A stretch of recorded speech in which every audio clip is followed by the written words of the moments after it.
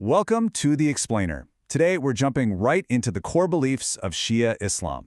And our guide for this is none other than the 11th century scholar Shaykh Tusi. We're going to break down his classic text to really get a handle on everything, from the nature of God all the way to the awaited return of the final Imam. All right, so let's get right into it. The whole belief system, really, it all kicks off with this one huge idea. We have to acknowledge God, the benefactor. And the logic behind it? It's pretty straightforward.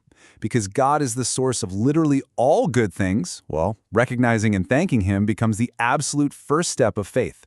It just makes sense. So you might be asking, how is the divine even defined here? Well, this text takes a really logical approach. It's almost like it figures out what God is by first figuring out everything He isn't. Okay, first on the list is this idea that God is self-existing.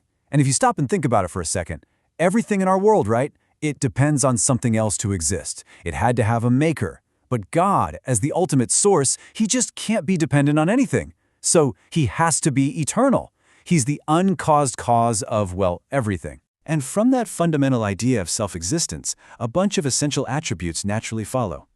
I mean, He's got to be omnipotent, all-powerful, and omniscient, all-knowing. He's ever-living, a speaker, and fundamentally truthful. And this last one is super important. As we're about to see, He is just. Now this is where it gets really interesting. The text makes a super subtle but really important point here.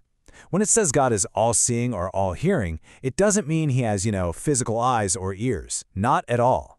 Because God is seen as immaterial without a body. Those words mean something different. They mean absolute knowledge. He knows everything you can see and hear, but not with physical senses like we have. And this all leads to a really deep concept. These attributes, things like knowledge and power, they aren't things God has. They're what God is. They're His actual self. And this is so critical because it gets rid of any idea that there could be multiple eternal things floating around. Nope. There's just one single, indivisible, self-existing being. Okay, so remember we mentioned that attribute of justice? Well, that brings up a massive question, right? If God is just, how does He actually guide humanity? The answer this text gives? Prophethood. So the text points to the Prophet Muhammad as the messenger sent to all of humanity.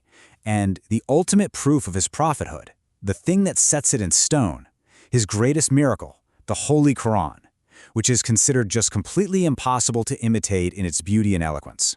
Now, here's a core belief about all the prophets, infallibility. What does that mean? It means they're seen as totally free from any sin, any error, even something like forgetfulness. And you can probably see why that's so essential, right? I mean, if God's messenger can make a mistake, how could you ever trust the message 100%? You couldn't. It would kind of defeat the entire point of having divine guidance in the first place. So to back up the idea that Prophet Muhammad is the very last prophet, the text points right to this verse from the Quran. That phrase, seal of the prophets, is understood to mean exactly what it sounds like. His message is final. No new prophets are coming after him. Period. The line ends there. But wait. That brings up another logical question, doesn't it? If He's the final prophet, then how does that guidance get preserved? Who interprets it for everyone who comes after? This is where the whole doctrine of the Imams comes into play. According to this creed, the prophet didn't leave it to chance. He himself named his successor, his cousin and son-in-law, Ali ibn Abi Talib. And Ali is considered the very first Imam in a line of 12 leaders who are believed to be divinely appointed. And you can see here how that chain of leadership just continued right on down the line. After Ali, the leadership, the imamate, passed to his son Hassan, and then to his other son, Hussein. And from there, it just continued down through Hussein's descendants, a total of 12 imams, every single one of them from the Prophet's family. And here's that key word again, infallibility. Just like with the prophets, this quality is seen as absolutely essential for the Imams.